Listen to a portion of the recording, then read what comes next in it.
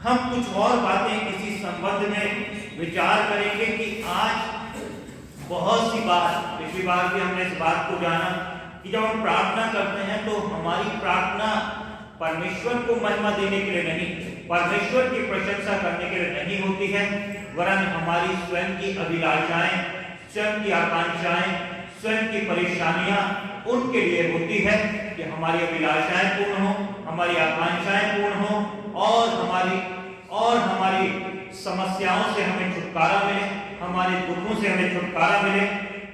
लेकिन हम इस तरीके की प्रार्थना प्रभु से नहीं करते हैं कि प्रभु के जीवन को हमारी प्रार्थनाओं के द्वारा, हमारे जीवन के द्वारा प्रभु को क्या मिले?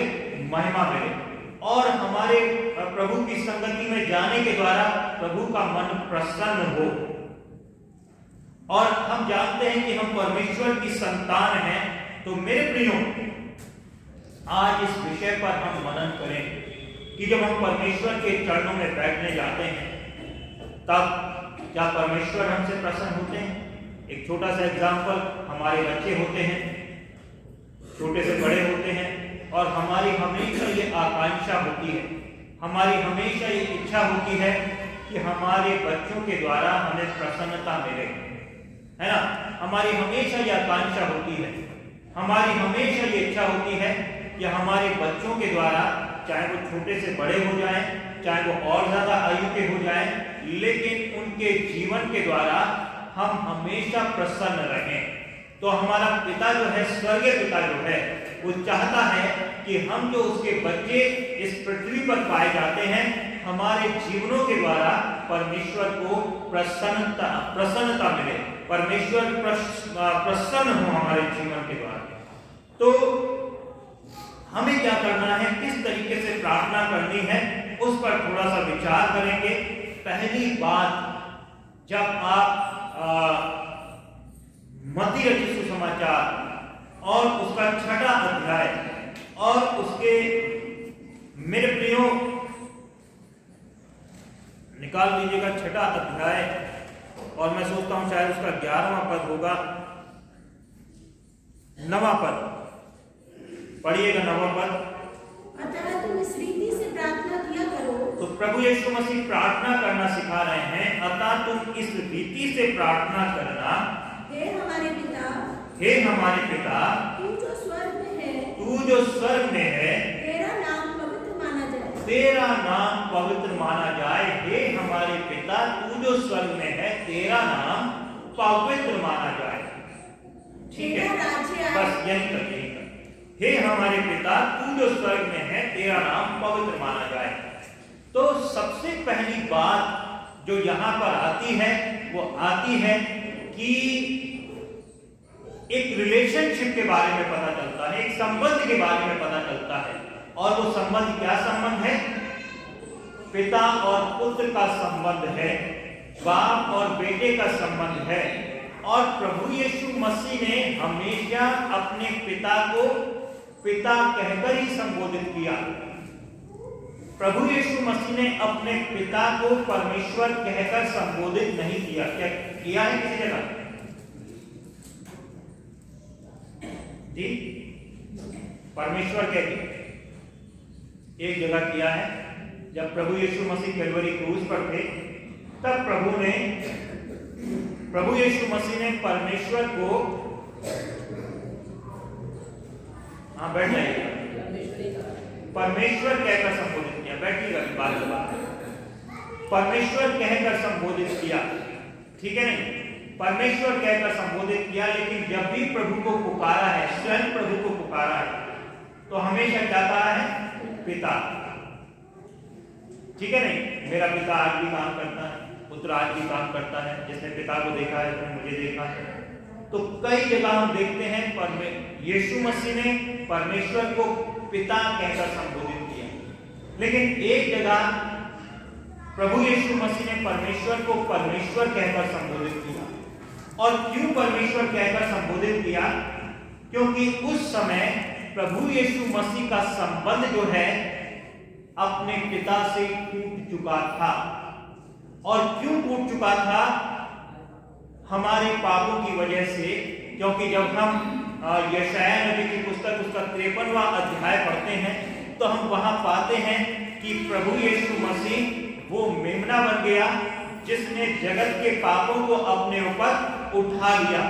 और मेरे प्रियो यूहन्ना रचित सुसमाचार उसका 1:29 पढ़ें तो वहां पर यूहन्ना क्या कहता है, देखो ये परमेश्वर का मेमना है जो जगत के पापों को उठाकर लेकर जाता है। तो उस समय जब प्रभु यीशु मसीह कलवरी क्रूस पर चढ़े हुए थे और सारे संसार के पाप प्रभु यीशु मसीह के ऊपर थे, तो उस समय प्रभु का संबंध जो है अपने पिता से पूरी तरीके से टूट गया था। अर्थात प्रभु के अंदर उस समय वो स्वयं तो पवित्र थे, पवित्रता का जीवन रहा पूरे समय, हर एक समय में, लेकिन अब जब जगत के पाप प्रभु यीशु मसीह के ऊपर हैं तो परमेश्वर ने भी अपने प्रिय पुत्र, अपने इकलौते पुत्र, अपने प्रिय पुत्र प्रभु यीशु मसीह को छोड़ दिया। और प्रभु यीशु मसीह को परमेश्वर कहकर पहली बार संबोधित करना पड़ा और स्वयं यूं कहा, हे मेरे परमेश्वर, हे मेरे परमेश्वर, तूने मुझे क्यों छोड़ दिया? हे मेरे परमेश्वर, हे मेरे परमेश्वर, तूने मुझे क्यों छोड़ दिया? तो आप समझ रहे हैं कि परमेश्वर को प्रसन्न करने के लिए क्या चीज सबसे महत्वपूर्ण है? जी,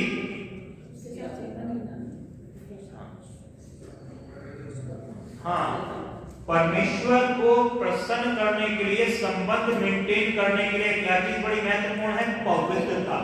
क्या महत्वपूर्ण है? पवित्रता महत्वपूर्ण है और पाप रहित जीवन महत्वपूर्ण है। जब प्रभु ने प्रार्थना करना सिखाई प्रभु यीशु मसीह ने, तो क्या प्रार्थना करना सिखाई? हे पिता तू जो स्वर्ग में है, तेरा नाम पवित्र माना जाए। तो अब इस बात के विषय में भी हमें विचार करना है कि कहां पर परमेश्वर का नाम पवित्र माना जाए। कहां पर पवित्र माना जाए परमेश्वर का नाम? जी, हर जगह। और सबसे पहले कहां माना जाए? हमारे अपने जीवनों में सबसे पहले परमेश्वर का नाम क्या माना जाए? पवित्र माना जाए।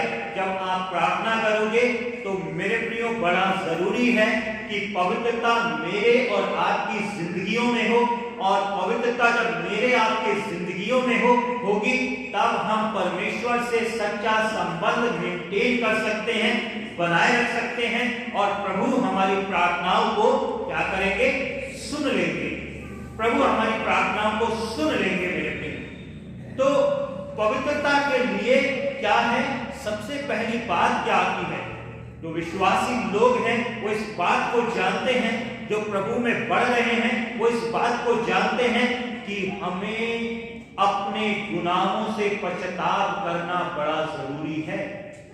हमें अपने गुनाहों से पश्चाताप करना बड़ा जरूरी है।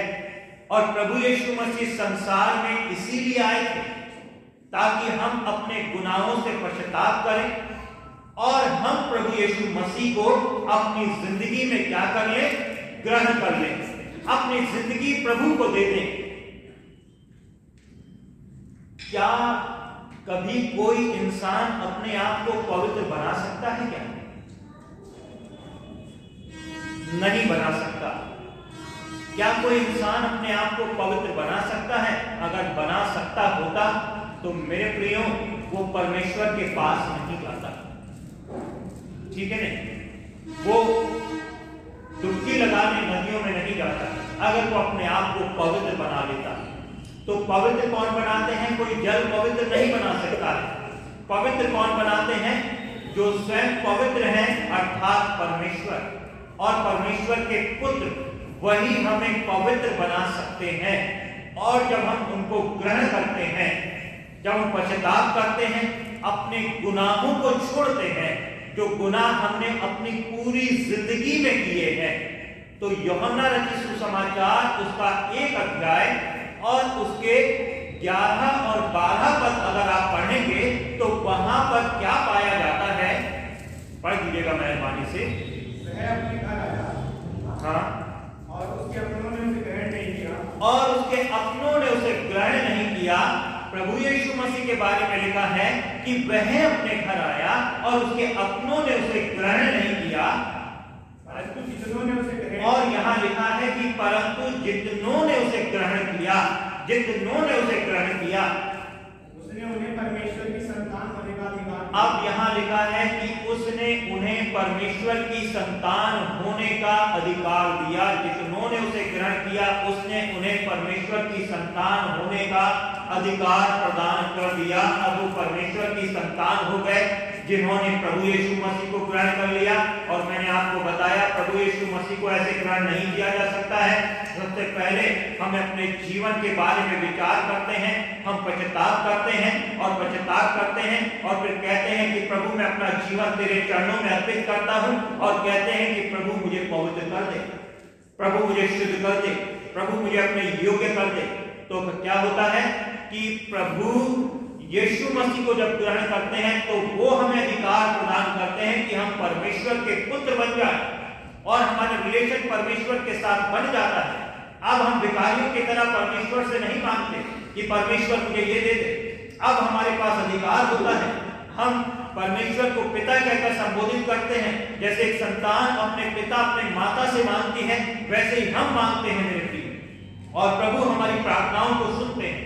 आगे और उन्हें जो उसके नाम पर विश्वास रखते हैं, और उन्हें जो उसके नाम पर विश्वास रखते हैं, वे ना तो लहू से, अब यहाँ पर लिखा हुआ है कि वो एक नए तरीके से पैदा होते हैं, एक नए तरीके से उनका जन्म होता है, और ये जन्म जो होता है वो आत्मिक होता है।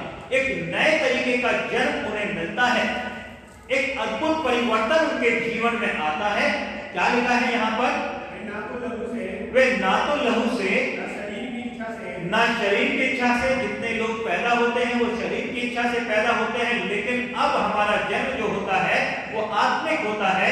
हम आत्मा की इच्छा से पैदा हो जाते हैं। क्या लिखा है? पढ़ो। ना मनुष्य की इच्छा से, और ना किसी मनुष्य की इच्छा से पैदा होते हैं, ना तो लहू से, ना शरीर की इच्छा से, ना शरीर की इच्छा से और ना मनुष्य की इच्छा से पैदा होते हैं। लेकिन हम किससे पैदा होते हैं?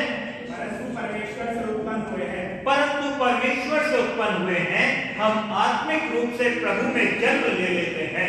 और इसको अगर क्लियर करके समझा जाए तो मेरे प्रियो, मैं आपको बताना चाहता हूं, प्रभु यीशु मसीह ने एक उदाहरण दिया, एक दृष्टांत कहा, और उड़ाऊ पुत्र के बारे में दृष्टांत कहा।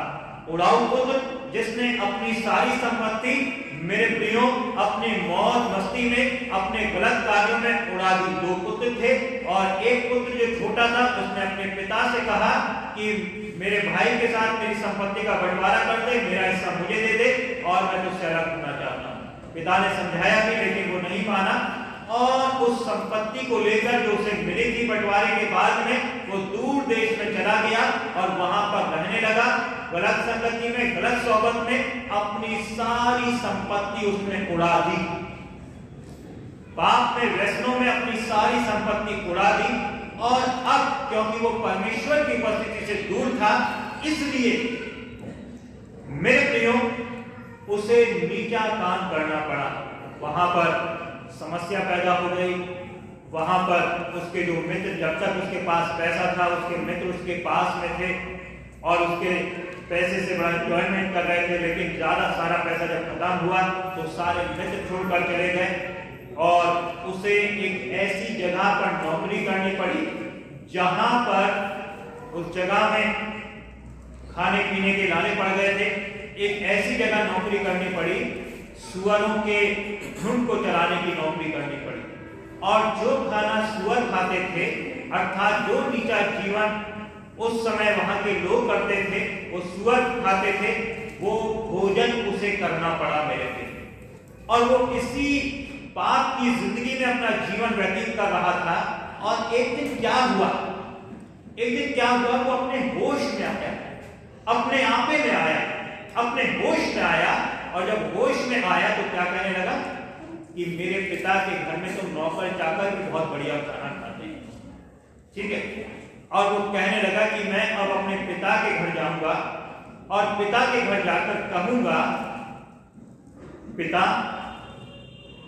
अब मैं तेरा बेटा कहलाने के योग्य नहीं हूं। तो यहां पर उसकी दीनता आपको दिखाई देती है, उसकी हम्बलनेस आपको दिखाई देती है। दीन बनकर जाता है, टूटे हुए मन के साथ जाता है, हृदय उसका टूट चुका है। वो कहता है कि अब मैं तेरा पुत्र कहलाने के योग्य नहीं रहा, मुझे अपना दास समझकर रख ले और जो मैंने अपराध किया है उसे क्षमा कर दे। ठीक है, तो ये कंडीशन होती है जब आप प्रभु यीशु मसीह को ग्रहण करते हैं। सबने पाप किया, सब परमेश्वर की महिमा से रहित हैं और आप अपने जीवन के बारे में सोचते हैं कि मेरा जीवन पाप में है, मेरा जीवन दुखों में है, मेरा जीवन समस्या में है और ये इस कारण से है क्योंकि मैंने अपने पिता को छोड़ दिया। और आप अपने होश में आते हैं और पिता से प्रार्थना करते हैं, पिता के पास जाते हैं, प्रार्थना करते हैं कि अब मैं इस योग्य नहीं हूं कि वही औदा हासिल कर सकूं, लेकिन तू मुझे दास करके रख। और मेरे प्रियो, जब वो अपने पिता के पास जाता है, इस बात को कहता है, तो पिता सबसे पहले उसे गले से लगा लेता है। कपड़े फटे चिथड़े हैं, तन से दुर्गंध आ रही है, लेकिन अपने गले से लगा लेता है और गले से लगाकर एक बड़ी पार्टी वहां पर करता है, सेट करता है, उसे ग्रहण कर लेता है, दोबारा से वही अधिकार उसे देता है। तो मैं इसके द्वारा आपको बताना चाह रहा हूं कि मेरे प्रियो, प्रभु के पास आप कैसे आ सकते हैं, ग्रहण कैसे कर सकते हैं। जो भी अपराध जीवन में किए हो, आप अपने होश में आना होगा और सोचना होगा, विचार करना होगा और विचार करके क्षमा मांगनी होगी और क्षमा मांग के प्रभु को ग्रहण करना होगा और प्रभु तब आपको नव जीवन प्रदान करेगा। आप में आपकी जिंदगी में परिवर्तन लेकर आएगा। आप परमेश्वर से उत्पन्न हो जाओगे, आप परमेश्वर को पिता कहने पाओगे और जो पिता से मांगोगे, पिता आपके जीवन में मेरे प्रियो अद्भुत रीति से करेंगे। समझे ना, अद्भुत रीति से करेंगे क्योंकि अब आप परमेश्वर की संतान हैं। आप चेलों के बारे में जानते हैं, कोई सामर्थ उनके पास में नहीं थी क्योंकि अभी तक प्रभु यीशु मसीह को ग्रहण ही नहीं किया। अभी तक प्रभु यीशु मसीह को ग्रहण ही नहीं किया, लेकिन जब ग्रहण किया तो मेरे प्रियो अद्भुत सामर्थ से भर गए और प्रभु हमारे जीवनों को अद्भुत बनाते हैं और उनकी प्रार्थनाएं सुनी जाने लगी। पता नहीं हम लोग कब से प्रार्थनाएं कर रहे हैं, लेकिन प्रार्थनाएं नहीं सुनी जाने लगी। लेकिन जैसे ही संतान बने, प्रार्थनाएं सुनी जाने लगी। परमेश्वर का पवित्र आत्मा कार्य करने लगा अपने तरीके से। तो पवित्रता बड़ी जरूरी है। तेरा नाम पवित्र माना जाए, किसके जीवनों में पवित्र माना जाए? हमारे जीवनों में पवित्र माना जाए। और हमारे जीवन जब पवित्र होंगे तभी उसका नाम पवित्र माना जाएगा। मेरे प्रिय, जब हमारे जीवन पवित्र होंगे तभी उसका नाम पवित्र माना जाएगा। तो हम प्रभु यीशु मसीह के लहू से अपने आप को शुद्ध कर लें, अपने आप को पवित्र कर लें। ठीक है। दूसरी चीज जब प्रार्थना में हम देखते हैं, प्रभु जब आप पवित्रता के जीवन के साथ प्रभु के चरणों में जाते हैं, प्रभु प्रसन्न होते हैं। और जब आप अपने बच्चों से प्रसन्न होते हैं तो बच्चों को गिफ्ट देते हैं, ठीक है नहीं? बच्चों को शाबाशी देते हैं। तो प्रभु इसी तरीके से हमसे प्रसन्न होते हैं, हमारे पिता इसी तरीके से हमसे प्रसन्न होते हैं कि मेरा बेटा बेटी पवित्रता के साथ मेरे चरणों में आया है। अपने प्रिय पुत्र, हम तो बहुत बात के हैं, लेकिन अपने प्रिय पुत्र तक को परमेश्वर ने छोड़ दिया था जब उसके जीवन में गंदगी हुई। यशायाह नबी की पुस्तक उसका 59वां अध्याय उसके 1 से 3 पद पढ़ें।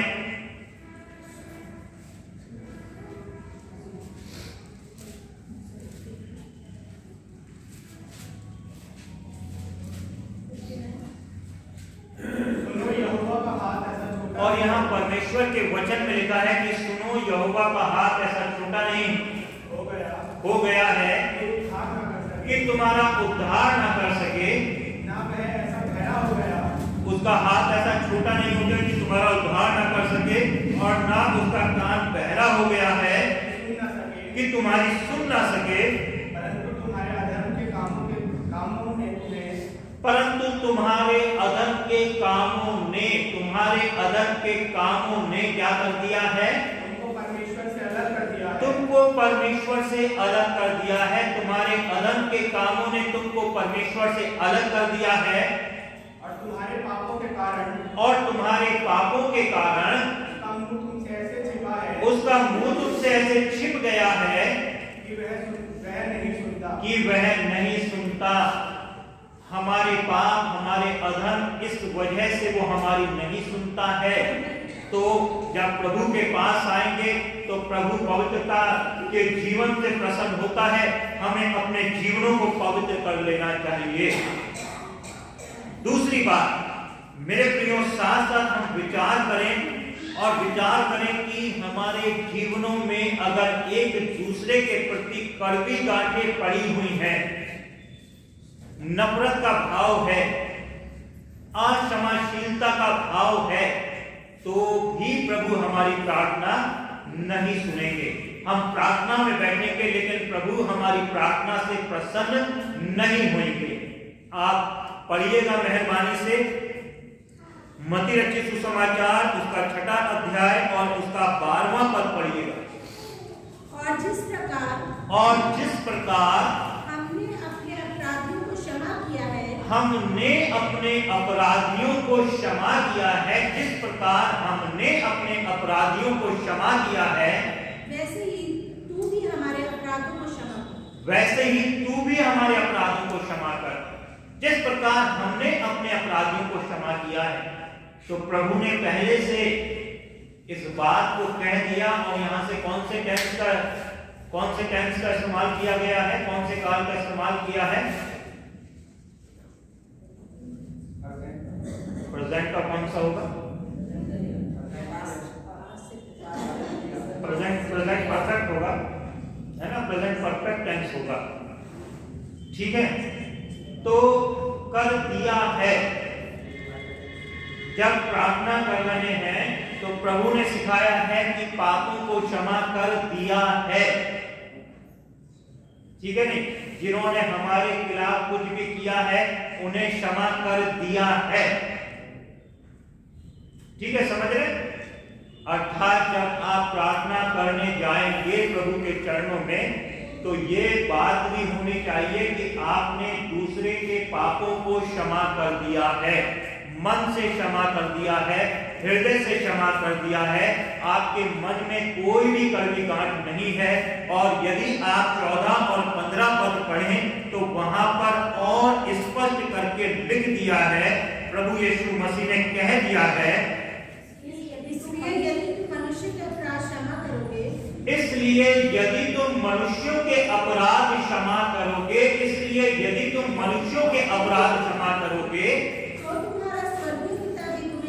तो तुम्हारा स्वर्गीय पिता भी तुम्हें क्षमा करेगा। यदि तुम मनुष्यों के अपराध क्षमा कर दोगे तो तुम्हारा स्वर्गीय पिता भी तुम्हें क्षमा करेगा। अब आप इस बात को समझ लें, अगर हम दूसरे के अपराधों को क्षमा नहीं करते तो हमारा अपराध हमारे जीवन में ज्यों का त्यों बना रहता है। भले से आप प्रभु के पास चले गए, भले से आपने प्रभु से प्रार्थना की, भले से आपने रो रो कर प्रार्थना करी, गिड़गिड़ा कर प्रार्थना की, लेकिन परमेश्वर के वचन के अनुसार अगर आपने अपने पड़ोसी को हृदय से क्षमा नहीं कर दिया, अगर आपने अपने जानने पहचानने वालों को हृदय से क्षमा नहीं कर दिया, तो मेरे प्रियो आपका अपराध जिंदगी में बना रहता है। और आप इस बात को भली भांति जानते हैं। हमारी लड़ाई वो होती है ना, जिनको हम बहुत अच्छी तरीके से जानते पहचानते हैं, अधिकांशतः उन्हीं से होती है। हमारे संबंध उन्हीं से बिगड़ते हैं। कोई इस समय अगर शक्ति चौक पर होगा तो उसके सब आपके संबंध उससे नहीं बिगड़े होंगे, क्योंकि आप उसे जानते भी नहीं, है ना। जिनको आप जानते हैं, जो आपके परिचित हैं, उन्हीं से आपके संबंध बिगड़े होते हैं। और मेरे प्रियो, ये जो संबंध बिगड़े होते हैं हमें अशांत करते हैं। ठीक है, और आगे क्या लिखा है?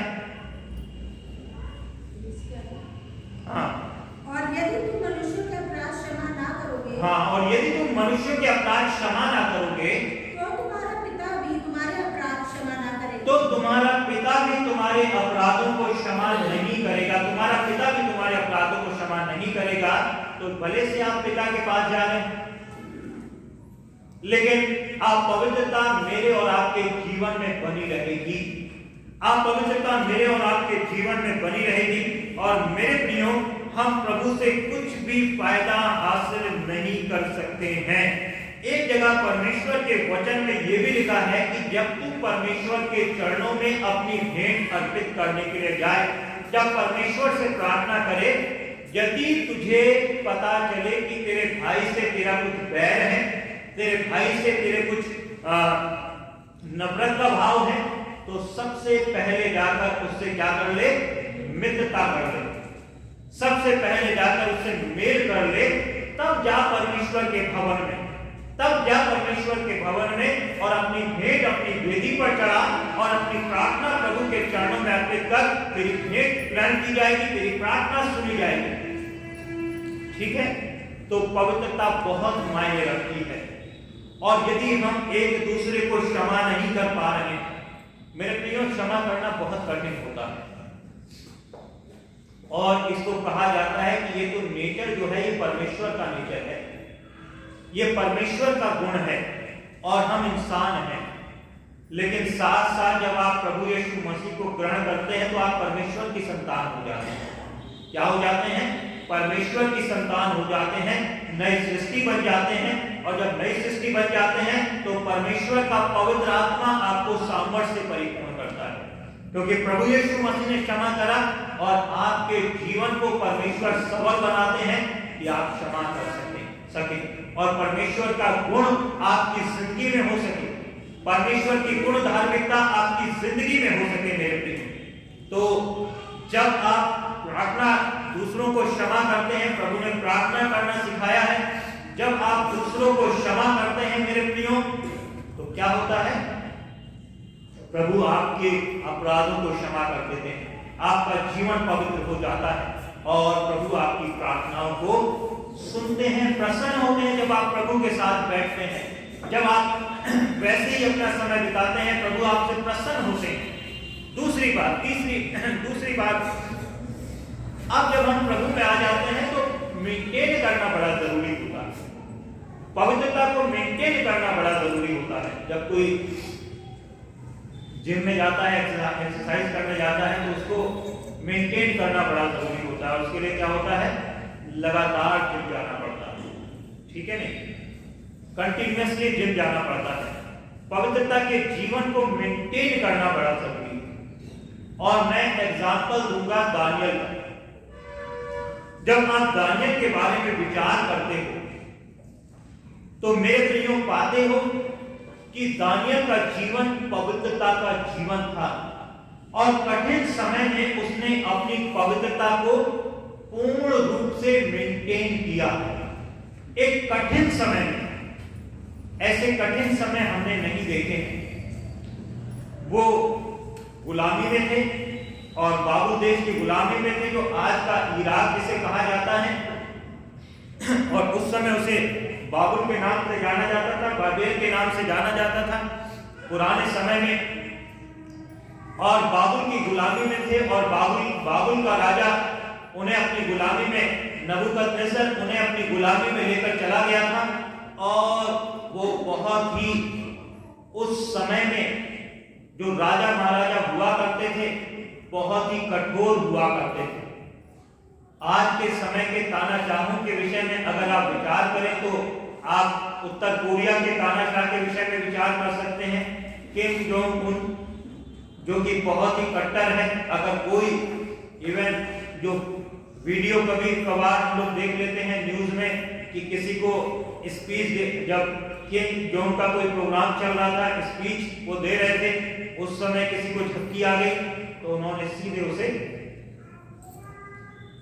मरवा डाला। अब वो सोशल मीडिया पर है, हम नहीं जानते कितनी सच्चाई है, लेकिन ऐसा सुनते हैं। और ऐसे ही आप बहुत सारे तानाशाहों के बारे में विचार करेंगे तो बड़े क्रूर होते थे और उन्हें क्रूरता इसलिए बनाए रखनी पड़ती थी क्योंकि उन्हें पूरे देश पर शासन करना है, लोग उनसे डरे, उनकी बात माने। तो दानियल जो था एक ऐसे ही राजा की अधीनता में था जिन्होंने बड़ी क्रूरता के साथ में दूसरों को गुलाम बना रखा था, दूसरे देशों को गुलाम बना रखा था। और इजरायली लोग गुलाम बनकर बाबुल देश में पहुंच गए थे और तरह तरह के प्रतिबंध लगा दिए गए थे इनके ऊपर, तरह तरह की समस्याएं इनके लिए पैदा कर दी गई थी, लेकिन दानियल जो था उस समय में भी उसने अपने आप को पवित्र रखा। भोजन की समस्या आई कि राजा का भोजन दिया जाएगा जो अशुद्ध था, उसने मना कर दिया, मैं नहीं खाऊंगा।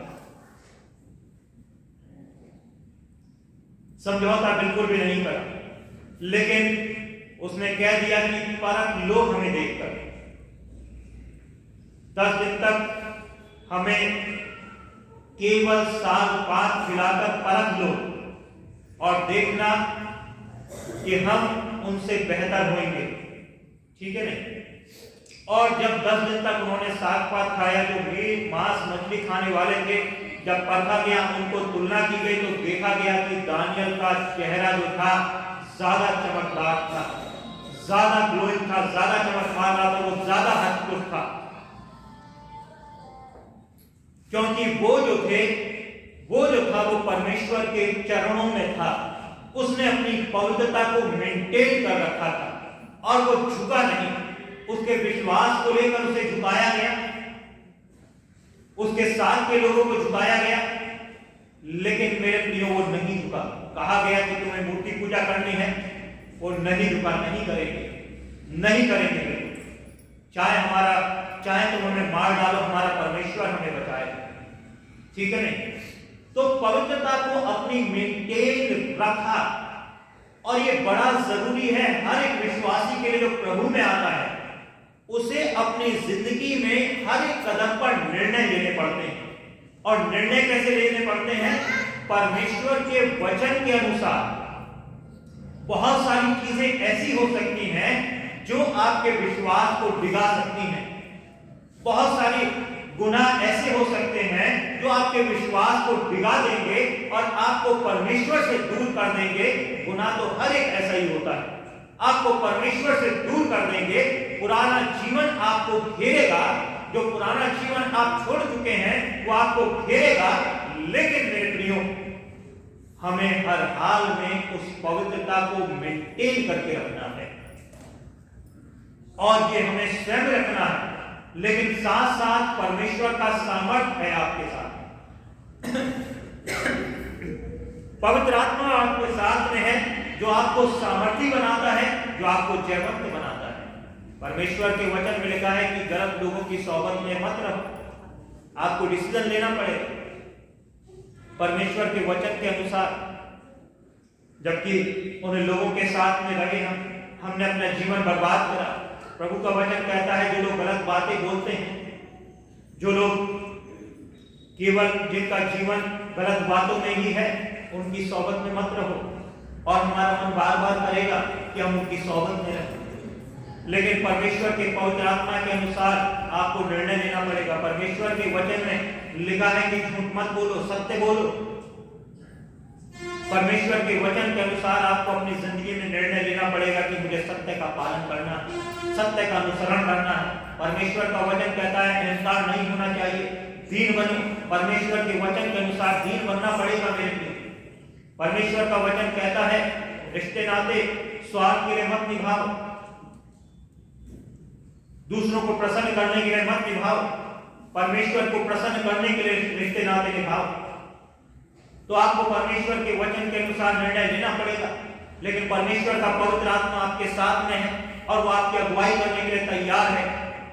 और जब आप पवित्रता आपके जीवन में पाई जाएगी, जब पवित्रता आपके जीवन में पाई जाएगी, तो परमेश्वर आपके जीवन से प्रसन्न है।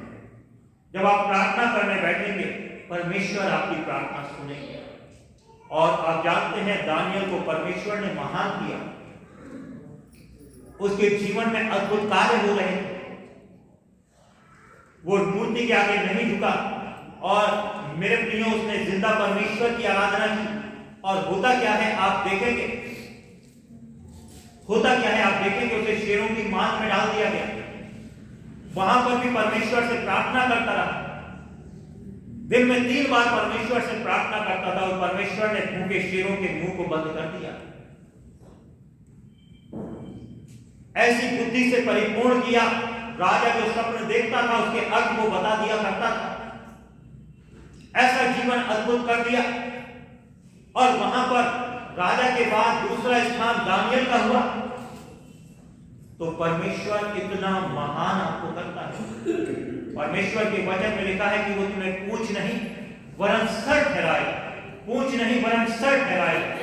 लेकिन उस पवित्रता को भी हमें अपनी जिंदगी में मेंटेन करना है और लगातार पवित्रता में बढ़ते चले जाना है, ताकि हमारा जीवन पूर्ण रूपेण पवित्र हो, परमेश्वर को प्रसन्न करने वाला हो। तो प्रभु आपको बहुत आशीष दे और अपने अनुग्रह से परिपूर्ण करे। और आप जब प्रार्थना करने बैठे तो मेरे प्रियो, पवित्रता आपके जीवन में, पवित्रता मेरे जीवन में और प्रभु के साथ समय बिताने वाले हो। ये जरूरी है कि हम प्रभु के साथ समय भी बिताएं। लिखा है यदि तुम मुझ में बने रहो और मेरी बातें तुम में बनी रहो तो जो चाहो मांगो वो तुम्हारे लिए हो जाएगा। आइए हम लोग प्रार्थना करेंगे। और प्रार्थना करने से पहले एक बात बता दूं आपको, और कई बार मैं बताता हूं कि जब आप लोग परमेश्वर के घर में आते हैं तो आप लोग परमेश्वर से बात करने आते हैं, समझ रहे? और आपको केवल परमेश्वर से वार्तालाप करनी चाहिए, ठीक है? कोई फोन आपका नहीं बजना चाहिए, कोई कॉल आपकी नहीं होनी चाहिए। परमेश्वर के भवन में इस बात को समझ लें कि आप अगर परमेश्वर के घर में आए, मैं अपना मोबाइल जो है स्विच ऑफ कर देता हूं और कई बार लाता भी नहीं इसलिए, नहीं तो मेरे पास बहुत सारे फोन आते हैं प्रार्थना करने के लिए। कई बार जब तक मेरा मोबाइल स्विच ऑन रहता है, 9 बजने वाले होते हैं, 9:30 बजने वाले होते हैं, 2-4 फोन आ जाते हैं, उनको नहीं उठाता। क्यों? क्योंकि मुझे परमेश्वर की महिमा करनी है। इस बात का ध्यान रखें। आइए प्रार्थना करते हैं। हमारे पवित्र परमेश्वर, धन्यवाद देते हैं इस वचन के लिए। मेरे प्रभु आपको ग्रहण करें और आपकी संतान बन जाएं प्यारे परमेश्वर, और उस पवित्रता के जीवन को मेंटेन करें प्यारे प्रभु, ताकि आपके चरणों में पाए जाए, आपकी महिमा करें, आपकी प्रशंसा करें प्यारे प्रभु। आपका अनुग्रह जीवनों में मेरे प्रभु, आप हमारे जीवनों से प्रसन्न हैं, आपका आनंद हमारी जिंदगियों में बना रहे प्यारे प्रभु, आपकी सामर्थ हमारी जिंदगियों में बनी रहे, आप अपनी करुणा हमारे जीवनों में बरसा दें, अपनी सामर्थ से हमें परिपूर्ण करें। यह प्रार्थना यीशु मसीह के नाम में मांगते हैं। आइए इस समय में हम लोग एक गीत और गाएंगे और इस गीत के दौरान अपने आप को तैयार करेंगे परमेश्वर के इस वेदी के लिए, इस कम्युनियन के लिए। 425 नंबर गीत का रास्ता हो है मेरी जान कि पीछा है दस्तरखान, जहाँ चपने को आरास्ता हो खुदावन की ज़ियाफत हो। हम सब लोग खड़े होकर इस गीत को गाएंगे।